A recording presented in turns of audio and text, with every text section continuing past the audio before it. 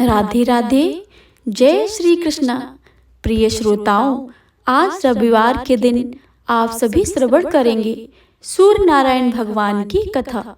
तो आप सभी से अनुरोध है कि इस कथा को पूरे भक्ति भाव और मन लगाकर पूरा अवश्य सुने और कमेंट बॉक्स में भगवान सूर्य नारायण की जय लिखना बिल्कुल भी मत भूलिएगा। आइए प्रेम से सुनते हैं भगवान सूर्य नारायण की कथा। तो प्रेम से बोले भगवान सूर्य नारायण की जय। एक था राजा और एक थी रानी। उनके पास सिपाही, घोड़े, दास दासियां, धन दौलत सब कुछ था। सिर्फ उन्हें संतान नहीं थी। इसी कारण राजा रानी बहुत दुखी रहते थे। संतान प्राप्ति के लिए उन्होंने हर तरह का दान धर्म, धार्मिक अनुष्ठान, जप मंत्र, व्रत पूजा पाठ किए, लेकिन कोई फायदा नहीं हुआ। अब राजा रानी दोनों ही बुढ़ापे की ओर बढ़ते गए। बुढ़ापे की ओर बढ़ते हुए तो क्या है कि दोनों गहन सोच में पड़ गए। अब हमारे इतने बड़े राज्य का क्या होगा और कौन बनेगा इस राज्य का वारिस, कौन लेगा प्रजा की जिम्मेदारी। राजा रानी दिन रात इसी चिंता में घुलने लगे। उन्होंने खाने पीने की सुध नहीं रहती थी। तो एक सुबह होता क्या है, राजा के दरबार में एक साधु आता है तो दासी रानी को इत्तला कर देती हैं। तब वह दासी से कहती हैं कि यह मेरा अंतिम दान धर्म है, इसके बाद मैं अपने हाथों से कोई दान नहीं करूंगी। रानी चावल भरा छाछ हाथ में लेकर बाहर आती हैं और साधु की झोली में भिक्षा डालने के लिए आगे बढ़ती हैं। तो उसके चेहरे पर छाई उद्विग्नता साधु की दृष्टि में आ जाती है। वह उनसे पूछते हैं, रानी साहिबा क्या हुआ है, आप क्यों इतनी उदास हैं। तभी रानी साधु को सारी हकीकत बताती हैं और सिसकने लगती हैं। उस पर वह साधु कुछ पल भर गंभीर हो जाते हैं और कहते हैं, चिंता मत करना रानी साहिबा, आपकी संतान की इच्छा पूरी हो जाएगी। आपकी कोख से एक पुत्र जन्म लेगा। मात्र वह 14 साल तक ही आप लोगों को मिलेगा। इसके आगे वह इस मृतलोक में नहीं रह पाएगा। इससे बढ़कर आपको कुछ देना मेरे लिए संभव नहीं है। अपनी पूरी बात करते हुए अपनी झोली में हाथ डाला, थोड़ी सी भभूत निकाल कर रानी को दे दी और कहा कि आप और महाराज दोनों इसे बांटकर ग्रहण करना, तुम्हें जल्द ही पुत्र की प्राप्ति होगी। इतना कहकर साधु अपनी राह चला गया। उसके जाने के बाद रानी सोचने लगी, 14 साल तो 14 साल ही हैं, उतने समय के लिए हमें पुत्र मिलेगा, यही काफी है।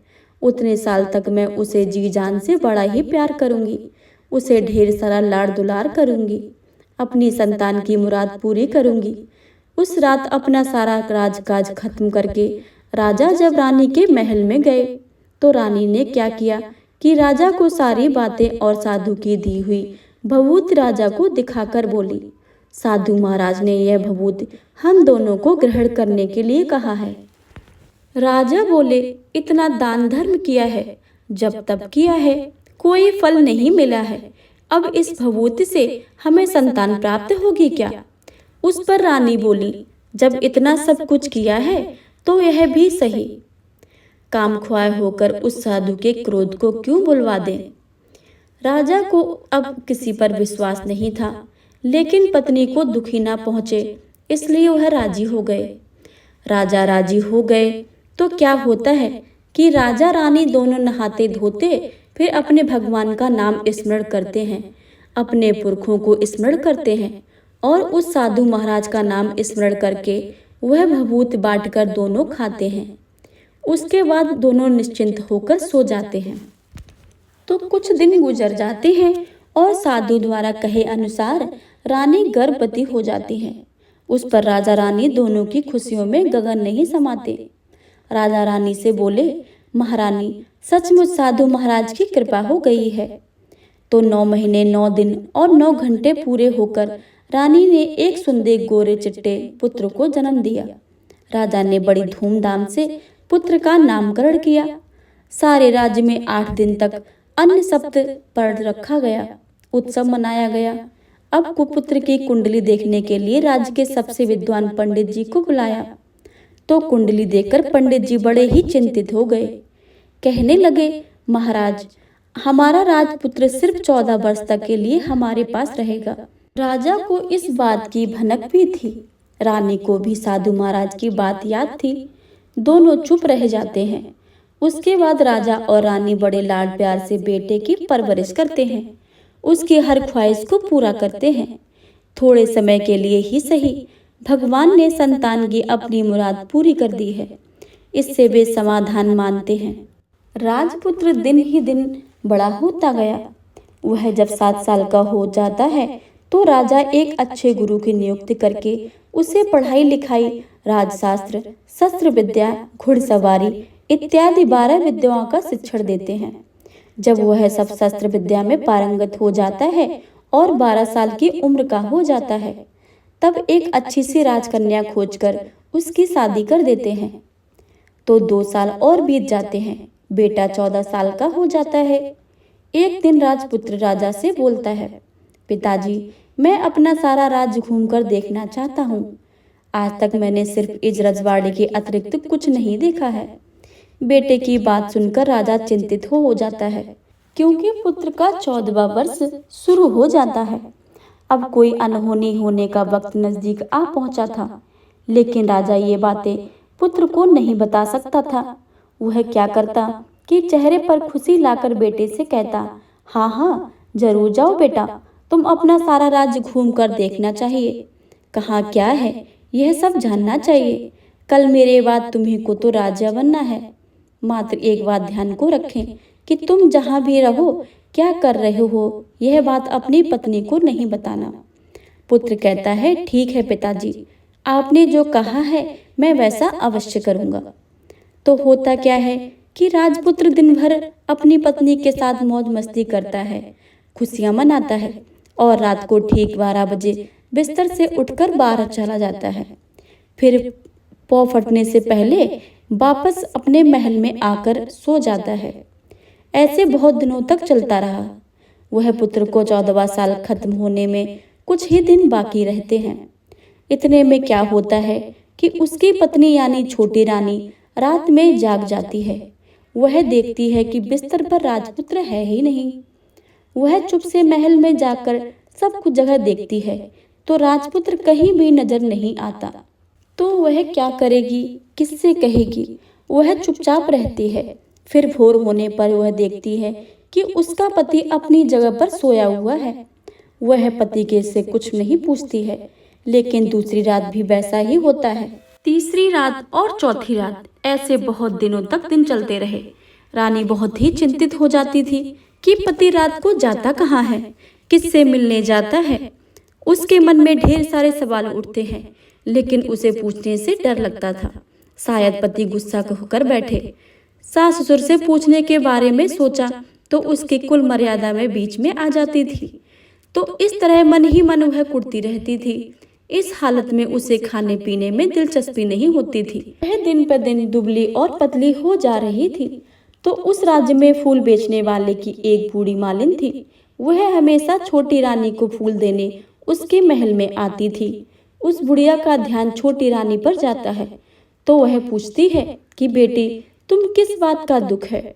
तुम इस तरह सूख कर कांटा क्यों बन रही हो? उस पर रानी कहती है, क्या बताऊं तुम्हें अम्मा, तुम्हारा राजपुत्र हर रात बिस्तर पर उठकर कहीं चला जाता है और सुबह भोर होते ही वापस आकर सोता है। वह कहाँ जाता है? प्रेमिका से मिलने जाता है क्या? क्या सोच सोच कर मैं अन्न जल ग्रहण नहीं कर पाती हूँ और सूख सूख कर इस तरह से कांटा बन गई हूँ। बुढ़िया सब बातें सुनकर उसे एक उपाय बताती है, तो बेटी ऐसा करना, आज रात तुम सोना मत, उसके पीछे पीछे जाकर देखना कि वह कहाँ जाता है, क्या करता है, उसकी अच्छी तरह से पहरेदारी करना। पर मुझे नींद आ गई तो? तुम्हें नींद ना आए इसलिए एक काम करना, अपने बाएं हाथ की उंगली में एक जख्म करना, उस पर थोड़ी सी मिर्ची छिड़कना। उससे तुम्हें बड़ी जलन होगी और उस पीड़ा में तुम्हें रात भर नींद नहीं आएगी। रानी बुढ़िया के कहे अनुसार करती है। उंगली की जलन से उसे थोड़ी देर तक नींद नहीं आती, लेकिन बाद में वह सो जाती है। दूसरे दिन सब बुढ़िया फूल लेकर उसके महल में पहुंचती है और पूछती है, क्या हुआ बेटी, देख पाई कि पति कहाँ जाता है? रानी कहती है कि नहीं अम्मा, पहले कुछ समय जलन पड़ने के कारण मुझे नींद नहीं आई, पर कुछ देर पश्चात मैं सो गई। बुढ़िया कहती है कोई बात नहीं, आज तुम उंगली पर पहले से थोड़ा बड़ा जख्म करना और ज्यादा मिर्च लगाना। तो वो रानी वैसा ही करती है, परंतु वह सिर पति के बिस्तर से उठकर बाहर निकलते वक्त जग पाई। वह उसके पीछे नहीं जा सकी क्योंकि उसकी आंखें उस समय तक मूंद गई थी। दूसरे दिन सुबह बुढ़िया आती है तो उसने पूछने से पहले ही रानी रोकर कहती है, अम्मा, मैं आज भी उनके पहरेदारी ठीक से नहीं कर पाई। बुढ़िया कहती है, रोना नहीं बेटी, सब कुछ ठीक हो जाएगा। तुम आज रात जख्म और बड़ा करना और उस पर ज्यादा मिर्च छिड़कना, और एक काम करना बेटी, जब वह जाने के लिए निकलता है तो उसका रास्ता रोकना। बुढ़िया ने जैसा बताया रानी ने वैसा ही करती है। आज रात उसे नींद नहीं आती है। पति रात 12 बजे बिस्तर से उठकर जब महल से निकलने के लिए चलने लगता है तो वह बुढ़िया ने जैसा बताया वैसा ही करती है। दौड़कर जाकर पति का रास्ता रोकती है और कहती है कि कहाँ जा रहे हो, किससे मिलने जा रहे हो, मुझे बताओ। राजपुत्र उसे समझाने की बहुत कोशिश करता है। देखो, अगर मैंने तुम्हें यह बताया तो मैं दोबारा नहीं मिल पाऊंगा। कोई बात नहीं, नहीं मिल पाओ, लेकिन आप रात में कहाँ जाते हो वह सब मुझे पहले बता दीजिए। राजपुत्र निरुपाय हो जाता है। पत्नी की जिद के आगे उसकी एक नहीं चल पाती है। ठीक उसी प्रकार उसी समय उसका 14वां साल खत्म होकर 15वां साल लगने वाला था। जो होता है वह जाने दो, वह सोचता है और कुछ चावल मंत्रों में सिद्ध करके पत्नी को देकर कहता है, इन चावलों के दानों को दोनों हाथों की मुट्ठी में पकड़ना। पहले दाएं हाथ में पकड़े चावल मेरे ऊपर फेंकना। मैं कौन हूँ तुम्हें पता चल जाएगा। बाद में बाएं हाथ में पकड़े चावल मेरे ऊपर फेंकना। मैं जैसा था तुम्हें मिल जाऊंगा। लेकिन यदि तुम बाएं हाथ के चावल मेरे ऊपर फेंकना भूल गई तो मैं तुम्हें कभी नहीं मिल पाऊंगा। नहीं भूलूंगी, रानी में बड़े आत्मविश्वास के साथ कहकर दाएं हाथ के पकड़े चावल पति के ऊपर फेंक देती है तो राजपुत्र एकदम एक विशाल घोड़ा बन जाता है। एकदम उम्दा, सफेद, गर्दन पर लंबी आयाल देखते देखते वह तेजी से दौड़ने लगता है। रानी उस समय घोड़े को एकदम भौचक्की होकर देखने लगती हैं और पति ने बाएं हाथ के चावल फेंकने की जो बात कही थी वह भूल जाती हैं। उसकी आंखों के सामने घोड़ा महल के बाहर निकल कर जाता है। घोड़ा जो महल से बाहर जाता है तो वापस ही नहीं आता। अब रानी को बड़ा पश्चाताप होता है। वह स्वयं को कोसने लगती हैं, लेकिन अब उसका कोई फायदा नहीं होने वाला था। राजपुत्र अब वापस नहीं आने वाला था। सुबह होते ही महाराज महारानी को सब पता चल जाता है। वह उन्हें बहुत दुख होता है। वे बिस्तर पकड़ते हैं और राह देखते हैं कि एक दिन उनका बेटा वापस आ जाए। इस तरह 1 महीना गुजरता, 2 महीने गुजरते, 3 महीने गुजरते, आखिर 6 महीने पूरे होते हैं। राजपुत्र का कोई अता पता नहीं लगता। प्रधान राजपुत्र को ढूंढने के लिए राज के गांव-गांव सिपाही भेजते हैं, लेकिन उन्हें कोई सफलता नहीं मिलती। इधर रानी अपनी हट के कारण पति गायब हो गया यह सोचकर स्वयं ही मन को मन कोसती हैं और प्राण लेती हैं कि कुछ भी करके पति को ढूंढ ही लाएंगी और उसे वापस लेकर ही आएंगी। एक दिन वह सुबह उठकर सासुर के महल में जाती हैं और कहती हैं कि मैं अपने पति की खोज में जा रही हूँ। महाराज महारानी को और क्या चाहिए था, कुछ भी करके उनका बेटा वापस मिलना चाहिए था। वे बहू को जाने की अनुमति देकर कहने लगे, बेटी तुम जो चाहो करो, वहाँ जाना, लेकिन मेरे बेटे को वापस लेकर ही आओ। भगवान तुम्हें कामयाबी दे। अब रानी क्या करती कि अपना सीधा वेश बदलकर एक सेठानी बन जाती है। कुछ दास दासियों को, कुछ नौकरों को साथ में लिया, कुछ सामान साथ में लिया और राज्य की सीमा पर जाकर वहां एक भोजनालय खोल लिया। अब आने वाले सब यात्रियों को खाना मुफ्त में देने लगी। मात्र एक शर्त रखी कि खाने वालों को उसकी दिखाई कोई अजीब चीज उसकी मालकिन को यानी राजकन्या को बतानी पड़ेगी।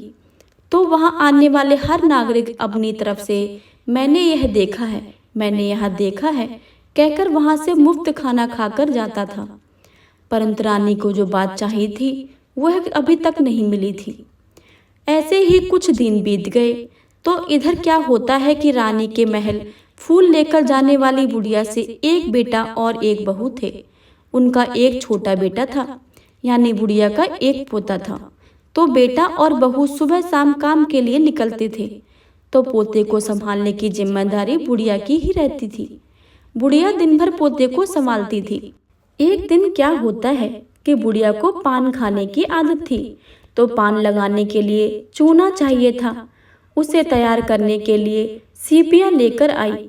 इन सीपियाँ भूनने के लिए गोबर के कंडे चाहिए थे। कंडे इकट्ठा करने के लिए वह बांस की टोकरी लेकर चरवाहे के मैदान में गई। वहाँ बहुत सारे कंडे थे। उन्हें जमा करते करते उसे घर आने में अंधेरा हो गया। इस ओर शाम होते होते ही काम से वापस बेटा बहू घर पहुँचे तो देखा कि बच्चा घर पर अकेला है और रो रहा है। वे दोनों गुस्से से लाल पीले हो गए। इतने में बुढ़िया घर आ पहुंची। बेटा ने पूछा, पोते को घर पर अकेला छोड़कर कहाँ गई थी? बुढ़िया बताने लगी कि मैं गोबर के कंडे इकट्ठे करने गई थी। इस पर बेटा बोला, दोबारा बच्चे के अकेला घर पर यदि छोड़कर जाओ तो मैं तुम्हें बहुत पीटूंगा। बुढ़िया कहने लगी, नहीं बेटा, फिर कभी ऐसा नहीं करूंगी। लेकिन दूसरे ही दिन बुढ़िया वह बात भूल गई और फिर चरवाहे के मैदान में कंडे इकट्ठा करने चली गई। शाम को जब बेटा बहू काम से वापस लौटे तो देखा कि बच्चा घर पर अकेला है और रो रहा है। अब उसके बेटे की सहन शक्ति खत्म होने लगी और बुढ़िया के वापस आने पर उसे घर से निकाल दिया।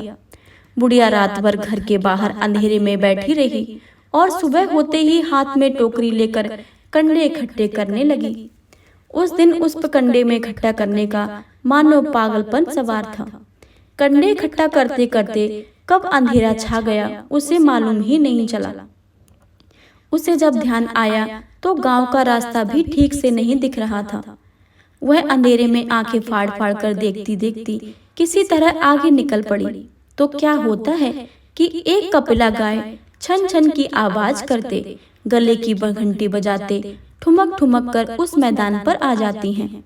उसे देखकर बुढ़िया सोचने लगती है कि इस गाय के पीछे पीछे जाऊंगी तो गांव में पहुंच जाऊंगी।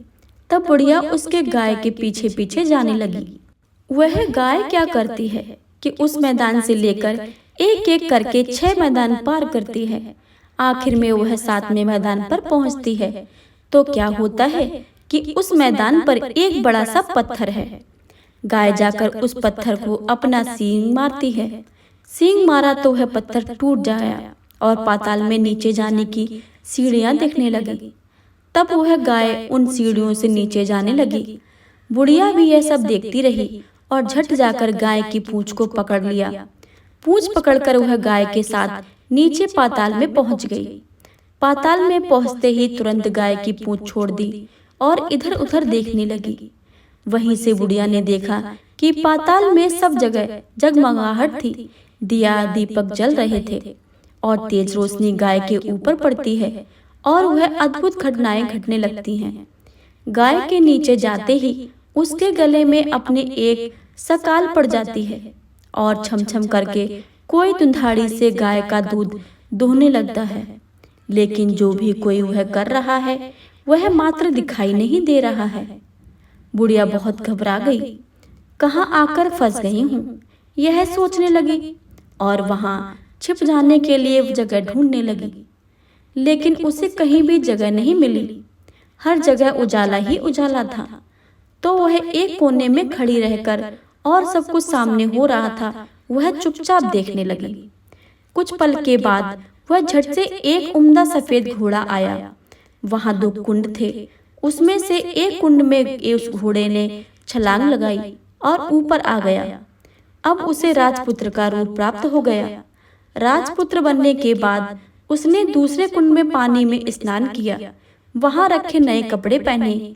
नजदीक ही एक सुंदर पलंग था, उस पर आकर बैठ गया। उसके सामने अपने आप 5 पकवानों की थाली आ गई। दूध की एक प्याली आ गई। पान सुपारी आ गया। उसके सामने एक दिया जलता रहा।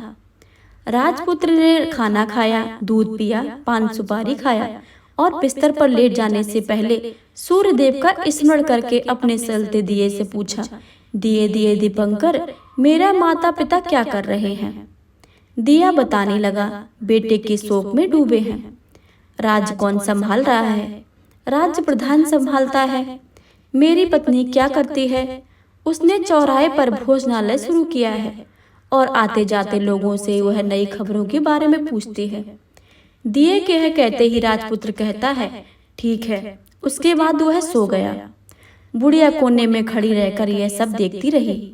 ऐसी अद्भुत घटना उसकी जिंदगी में पहली बार देखी है। उसे अंदर ही अंदर चुलबुलाहट होने लगी और भूख प्यास भूल गई। और आगे क्या होता है कि उत्सुकता में देखने लगती है। लेकिन उसके बाद कुछ ऐसी घटनाएं घटती हैं। रात गुजर हुई और सुबह हो गई। सुबह होने पर पलंग पर सोया राजपुत्र उठा और फिर से पहले कुंड में छलांग लगाई तो वह फिर से घोड़ा बनकर कुंड से बाहर आ गया। बाहर आते ही वह तेजी से उस पाताल नगरी से बाहर निकल गया। लेकिन वह कहाँ गया, बुढ़िया को कुछ पता नहीं चला। उसके बाद पिछली रात की तरह कोई उस गाय का छमछम करके दूध दोहने लगा। जैसे ही दूध दोहना खत्म हुआ, उसके गले की साकर अपने आप खुल गई और वह तेजी से ऊपर आने वाली सीढ़ियों के ऊपर भागने लगी। गाय को देखते देखते बुढ़िया सोचने लगी कि अब गाय के साथ यहाँ से ऊपर जाना ही समझदारी है, नहीं तो कोई मुसीबत आकर मेरे ऊपर टपक जाएगी। झट से उसने गाय की पूंछ पकड़ ली और गाय के साथ ही ऊपर आ गई। गाय जब मैदान में पहुंची तो उस सुरंग का रास्ता अपने आप भी बंद हो गया और उसके मुंह का एक बड़ा सा पत्थर पूर्ववत खड़ा हो गया। ऊपर आकर वह जंगल की ओर निकल गई तो इधर बुढ़िया एकदम बावली सी हो गई। उसने पाताल नगरी में जो कुछ देखा वह जल्द से जल्द किसी को बताने के लिए उतावली हो उठी। उसे एकदम याद आया कि नगर की सीमा पर कोई औरत भोजनालय चलाती है और नई बात बताने वाले को अच्छा खाना पीना मुफ्त में देती है। वह सोचने लगी, क्यों ना मैं यह बात उस औरत को जाकर बताऊं। यदि उसे यह बात पसंद आई तो बाकी जीवन खाने पाने की झंझट से मुक्ति मिल जाएगी। बुढ़िया ने मन में तय किया और तुरंत उस भोजनालय के द्वार पर टंगे नगाड़े के सामने खड़ी हो गई और जोर जोर से नगाड़ा बजाना शुरू कर दिया। नगाड़े की इस तरह सुनकर मालकिन यानी छोटी रानी मन में प्रसन्न हो जाती हैं कि शायद कोई बड़ी बात लेकर यहाँ आया है।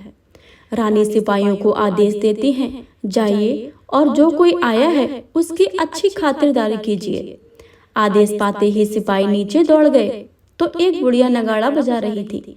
उन्होंने पूछा, क्यों रे बुढ़िया, क्या हुआ, क्यों नगाड़ा बजा रही है? बुढ़िया बोली, कुछ नहीं बेटा, यह खाना मिलता है ना, इसलिए आई हूँ।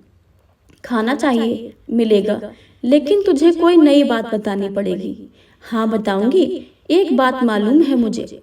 इस पर सिपाही उसे अंदर लेकर अपने मालकिन का आदेश था कि कोई बूढ़ा बुजुर्ग वहाँ आए, उनके साथ अच्छी तरह पेश आना है, उनका अच्छा आदर आतिथ्य करना है। तो सिपाहियों ने इस बुढ़िया का भरपूर आदर आतिथ्य किया।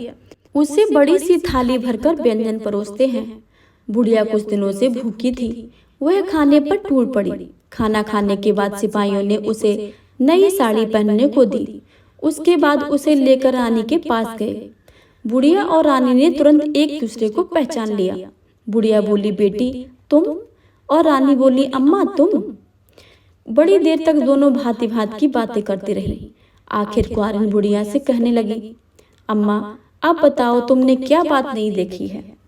नई बात? मैंने कोई नई बात नहीं देखी है।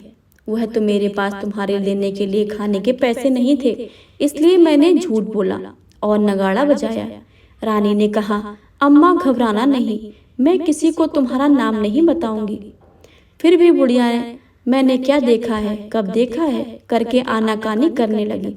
इस पर कुंवारिन ने उसने कहा, देखो अम्मा, यदि तुमने मुझे यह बात नहीं बताई तो जिंदगी भर तुम्हारी देखभाल करूंगी, तुम्हें रानी माता की तरह रखूंगी।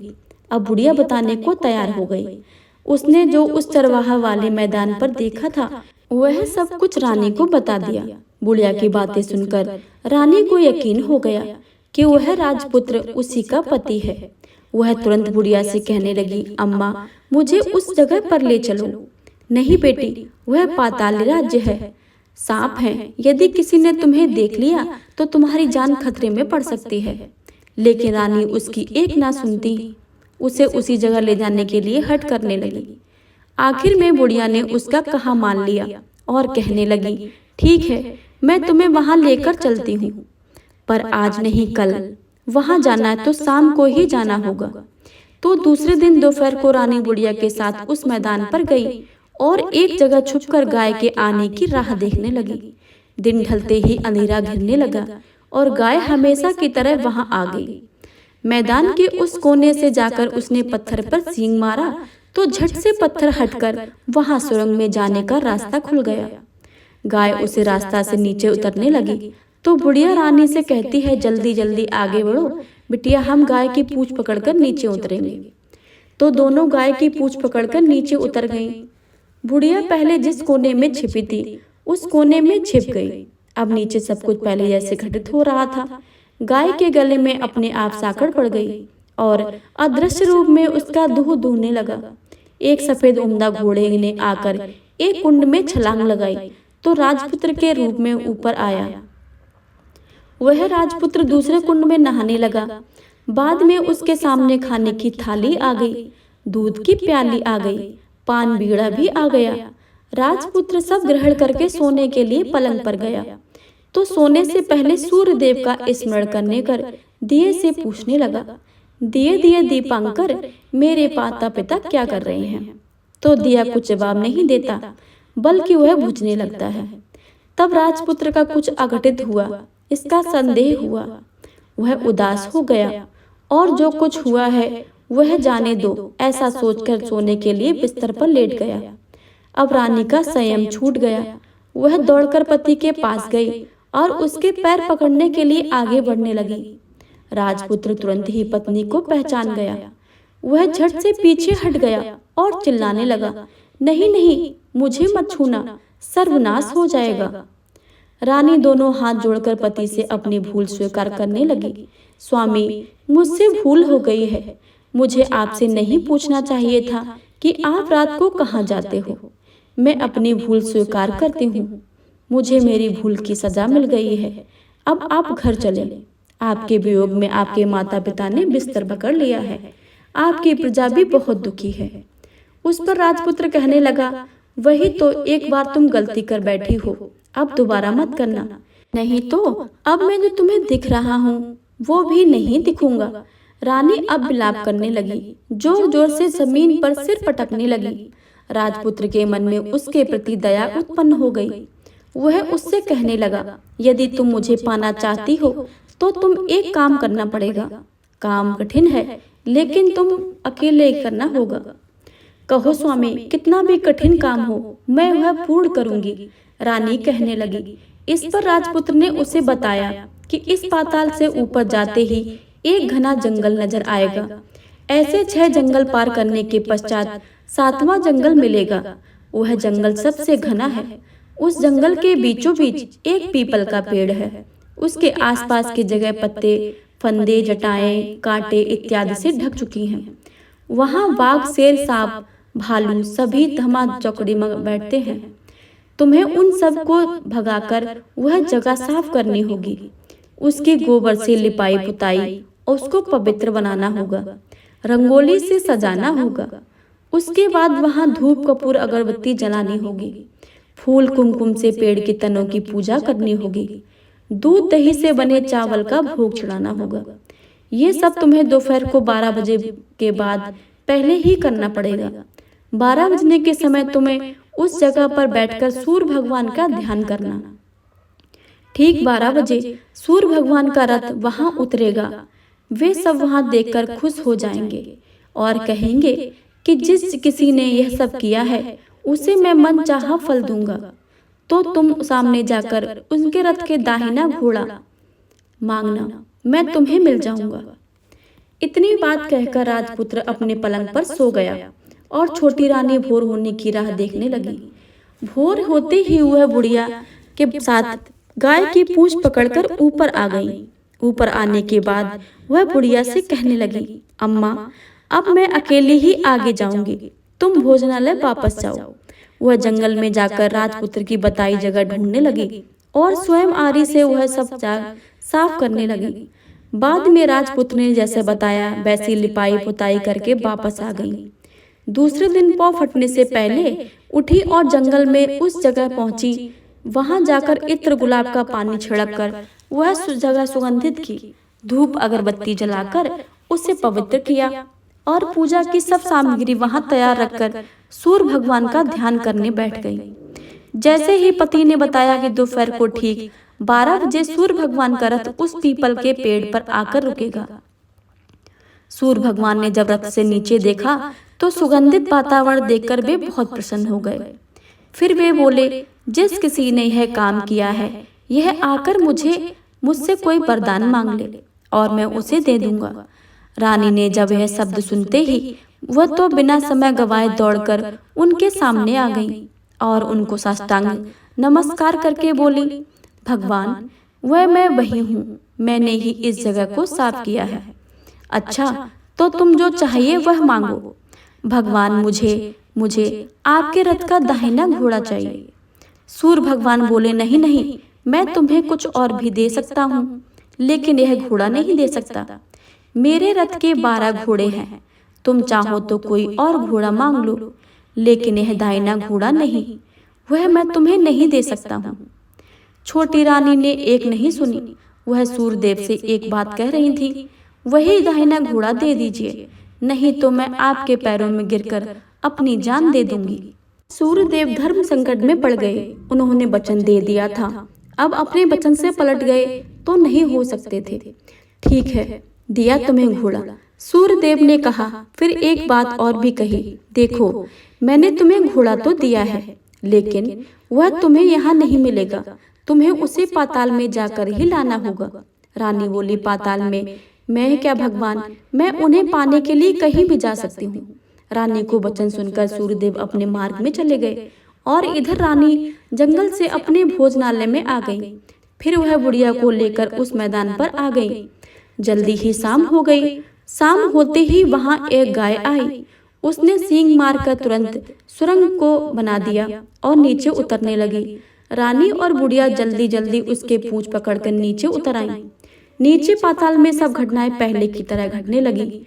घोड़े का एक कुंड में नहाकर राजपुत्र बन जाना, नहा धोकर पलंग पर बैठ जाना, तो उसने थाली खाने की, दूध की प्याली आना, पान बीड़ा आना। लेकिन आज एक बात नहीं घटी। आज 2 थाली, 2 दूध की प्याली, 2 पान के बीड़े उसके सामने आए। वह कुछ नहीं बोला। उसने हिस्से की थाली खाकर, दूध पीकर और पान बीड़ा चबाकर वह सोने चला और हमेशा की तरह दिए से पूछने लगा, दिए दीपांकर, मेरे माता पिता क्या करते हैं? दिया ने बताया, वे दोनों बहुत शोक से मरने की स्थिति में पहुंच गए हैं। ऐसा झट से उसकी आंखों से आंसू टपकने लगे। फिर वह पूछने लगा, दिए दीपांकर, मेरा राज्य कौन चला रहा है? तुम्हारा राज्य प्रधान चला रहा है और सब कुछ हड़प चुका है। वह प्रजा पर बहुत अत्याचार कर रहा है। सुनकर राजपुत्र को बहुत गुस्सा आया। वह गुस्से से अपने मुट्ठी भींचने लगा। वह पूछने लगा, दिए दीपांकर, मेरी पत्नी क्या कर रही है? अब दिया कुछ नहीं बोला, चुप रहा। अब रानी का संयम जवाब दे गया। वह दौड़कर पति के गले लग गई। अब मैं तुम्हें मिल गई हूँ, राजपुत्र कहने लगा। सच कहते हो? आप फिर से सा घोड़ा तो नहीं बन जाओगे? नहीं, दोबारा घोड़ा नहीं बनूंगा। मैं तुम्हें जो इतने सारे संकट कष्ट उठाए हैं मुझे पाने के लिए, इसलिए सूर्यदेव ने मुझे सदा के लिए घोड़े के जन्म से मुक्त कर दिया। राजपुत्र ने बड़े प्यार से कहा और उसे गले लगाया। उसके पोछे आंसू पोछे और कुछ देर के पश्चात भोर हो गई तो गाय की श्रृंखला टूटकर उसे ऊपर भूलोक जाने लगी। रानी, राजपुत्र और बुढ़िया उसके पूंछ पकड़कर ऊपर आ गए। ऊपर आने पर वे सीधे भोजनालय में पहुंचे। वहां का सारा सामान लोगों में बांट दिया और उसका ताला लगाकर अपने राज्य में लौट गए। राजपुत्र वापस आता और उसके तेवर देखकर प्रधान घबरा गया। राजपुत्र ने उसे बंदी बनाकर कैद खाने में डाल दिया और राज्य का बागडोर अपने हाथों में ले ली। उसके बाद वह अपने माता पिता को मिलने उनके महल गया। तब राजपुत्र को क्या दिखता है कि उसके माता पिता उसके शोक में अस्थिर पंजर बन गए हैं। पुत्र को वापस आया देखकर मरणासन राजा रानी की आंखों से आंसू टपक टपक बहने लगे।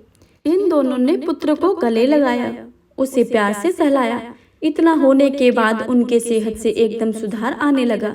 वे अब बिस्तर से उठकर बैठ गए, पुत्र को आशीष देने लगे। राजपुत्र के आने की खबर तुरंत राज्य में फैल गई। प्रजा खुशी से फूली नहीं समाई। प्रजाजन राजमहल के सामने इकट्ठे हो गए। राजपुत्र ने भी उन्हें दर्शन दिए और आज से उन्हें कोई दुख नहीं पहुंचाएगा, ऐसा वचन दिया। अब राजा अपने पुत्र का राज्याभिषेक करके उसे सिंहासन पर बिठाता है और बहू को महारानी का दर्जा देता है और स्वयं अपनी पत्नी के साथ ईश्वर स्मरण के लिए खुशी खुशी दिन बिताता है। महाराज बना राजपुत्र अच्छी तरह से राज चलाने लगा और अपनी पत्नी के साथ सुख और शांति से जीवन बिताने लगा। उस बुढ़िया को रानी ने अपने ही पास रख लिया, उसकी अच्छी तरह से देखभाल करने लगी। बुढ़िया और उसके बुढ़ापे के दिन खुशी से गुजर गए।